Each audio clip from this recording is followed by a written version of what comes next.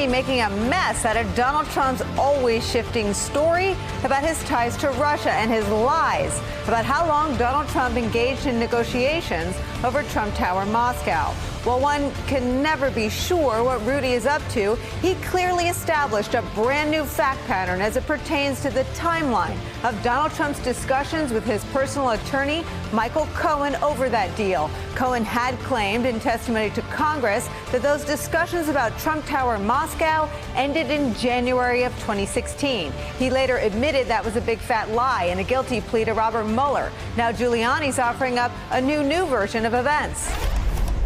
Well, it's our understanding that they went on throughout 2016. Weren't a lot of them, but there were conversations. Can't be sure of the exact dates, but the president can remember having conversations with him about it. Throughout 2016. The president also remembered. Yeah, probably could be up to as far as October, November. Our answers cover until the election.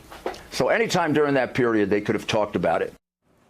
It didn't stop there. After he did that interview, Rudy went even further than that in an interview with the New York Times, where he quoted Donald Trump as saying, quote, "The Trump Tower Moscow discussions were going on from the day I announced to the day I won." Rudy's latest comments stand in such stark contrast to the president's previous version of that story that Rudy had to spend the day-to-day trying to clean it up, telling NBC News just in the last hour, quote, "My recent statements were hypothetical, not based on conversations I had with the president. My comments did not represent the actual timing or circumstances of any such discussions," to which Kellyanne Conway's husband, George, tweeted in a reply, translation, "I just make bleep up." If Rudy's having a hard time keeping his facts straight, it may be because the party line on Trump's business with Russia has shifted 180 degrees since the start of the campaign, beginning with Trump's claim that he had nothing to do with Russia at all. I mean, I have nothing to do with Russia. I don't have any jobs in Russia. I'm all over the world, but we're not involved in Russia. We could make deals in Russia very easily if we wanted to. I just don't want to because I think that would be a conflict. It was a well-known project. It was during the early part of 16, and I guess even before that. Could be up to as far as October, November. Our answers cover until the election. So anytime during that period, they could have talked about it. It'd be funny if it wasn't so scary. Even the possibility that Trump could have been pursuing business in Russia throughout the campaign stands out against a backdrop of Russia-friendly policy pronouncements that we now know contributed to the suspicions that the FBI had about whether Donald Trump might actually be working for Russia, suspicions that led them to take the extraordinary step of opening a counterintelligence investigation into the president in the early months of his presidency. But before they even got to that point, during the campaign, the president made these, at the time, bizarre statements while pursuing a business deal with Russia. He called for an end to economic sanctions against Russia, the one imposed by the Obama administration. He gave interviews in which he questioned the legitimacy of NATO, and he called on Russia to release hacked Democratic emails that Mr. Putin's government was rumored at the time to have stolen. What does it all mean for the Mueller probe, and what does it mean that someone sent Rudy out today to clean up the cleanup of his clarification? Joining us now, some of our favorite reporters and friends. Matt Zapotosky, Washington Post national security reporter covering the Justice Department. Ron Klain, former chief of staff to Vice Presidents Joe Biden and Al Gore. At the table, Mimi Rocah, former assistant U.S. attorney and MSNBC legal analyst. And Washington Post opinion writer Jennifer Rubin, also, lucky for us, an MSNBC contributor. Matt, let me start with you.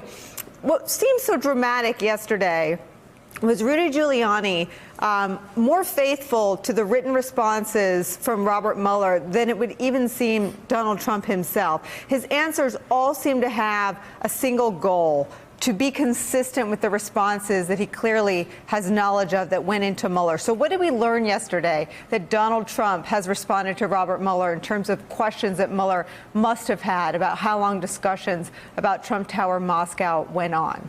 Well, yesterday it seemed like Rudy was trying to make the case that, look, Trump might have known about these discussions involving this Trump Tower Moscow project up until the point that he was elected. And his whole big point was, and so what? I assume he's doing that because he knows that they've told Mueller something about discussions. Maybe he's worried about how that answer now looks, but he wants to make clear, look, these discussions could have happened. They could have happened up until the moment Trump is elected. That's kind of alarming because voters didn't know about them at the time. And again, I think he's doing that because he knows what the president has said in response to answers to Mueller on those questions. And he sort of wants to make sure nothing the president says is inconsistent with the facts. As I sit here today, I don't sort of know what the facts are because Rudy has been all over the map on this question. And that sort of gives the president, I guess, leeway to say anything. But I assume he's trying to get in line with what he's already told Robert Mueller. Yeah, Ron, this seemed to me, the headline out of these Rudy performances seems to be,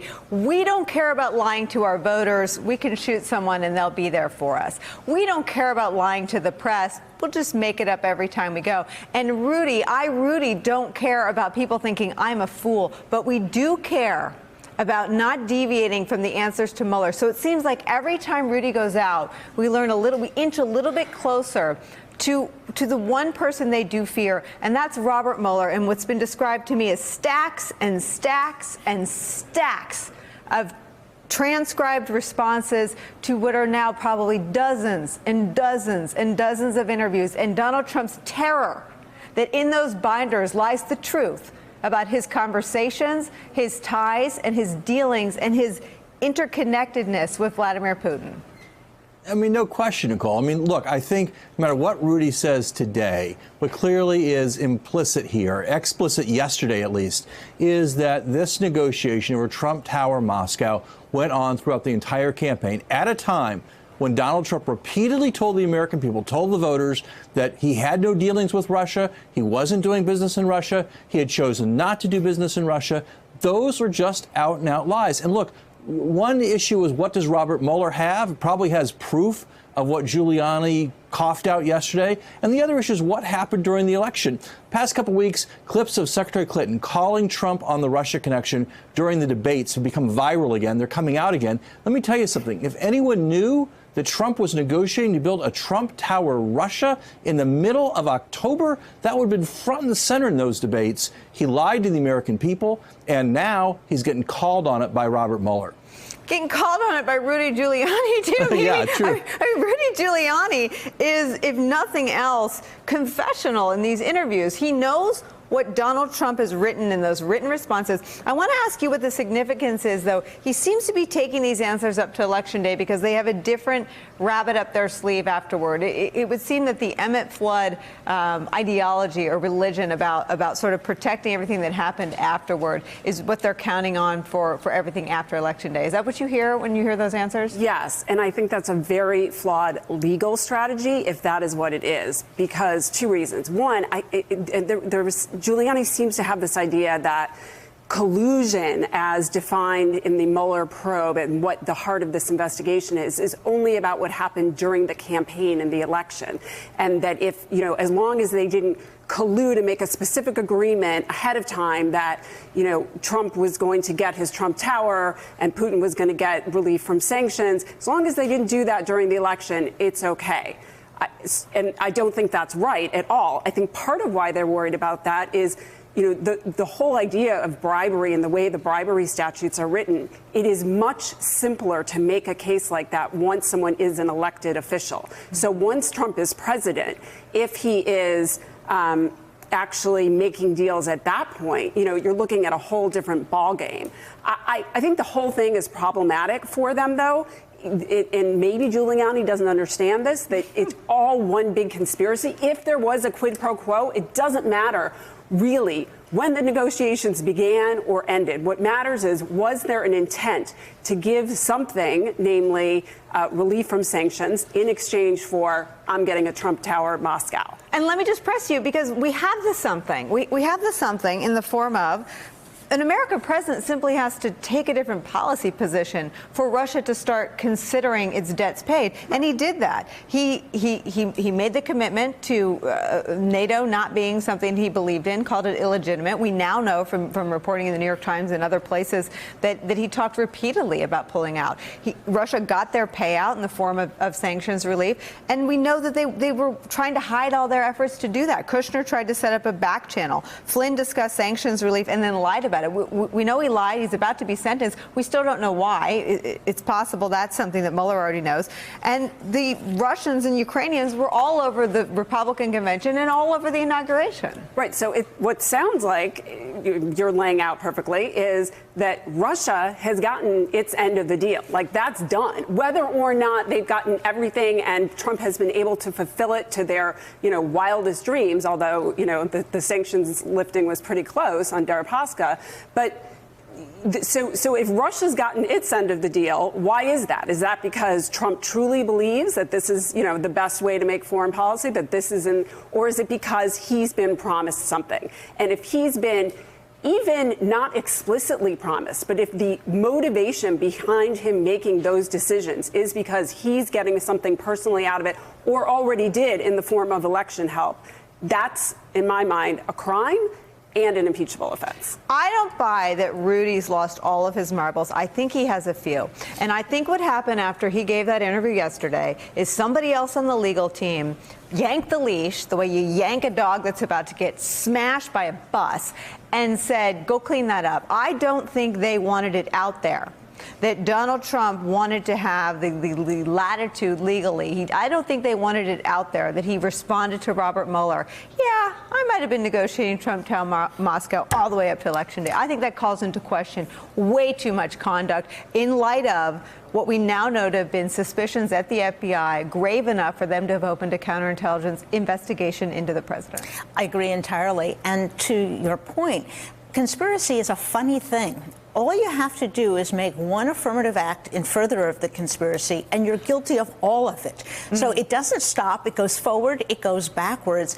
As soon as he is enmeshed in this kind of wink, wink, nod, nod, trading back and forth, he's up the river on a lot of this stuff. I would also say there's something so telling about Rudy. He actually is a bad liar. He always gives the tell. His tell was it's not illegal to have a conspiracy or collusion unless it was before the hacking and only about the hacking of the DNC and Hillary. Mm-hmm. Where did he come up with that one? That's a non-legal position. But you can tell what they're doing. They're trying to come up with their best argument that it is not this amorphous conspiracy, but that it has to be something very specific, a conspiracy to hack a computer.